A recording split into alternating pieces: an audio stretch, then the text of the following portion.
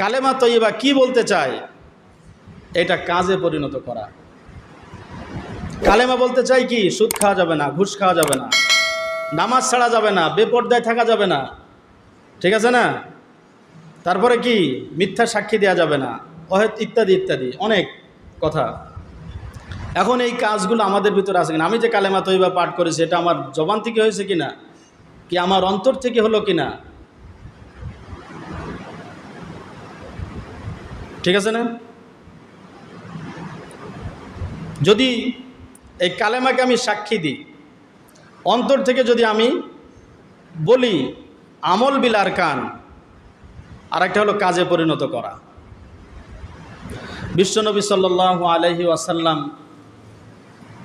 যে পথ আমাদেরকে দেখাইছেন সেই পথের উপরে আমরা প্রতিষ্ঠিত আছি কিনা? হুজুর সাল্লাল্লাহু আলাইহি ওয়াসাল্লাম কথা বলতেন, যেভাবে কথা বলতেন আমরা সেভাবে কথা বলি কিনা? হুজুর সাল্লাল্লাহু আলাইহি ওয়াসাল্লাম যেভাবে নামাজ পড়তেন আমরা সেভাবে নামাজ পড়ি কিনা? হুজুর সাল্লাল্লাহু আলাইহি ওয়াসাল্লাম যেভাবে রোজা রাখতেন আমরা সেভাবে রাখি কিনা? হুজুর সাল্লাল্লাহু আলাইহি ওয়াসাল্লাম বাজারে যেতেন আমরা সেভাবে যাই কিনা?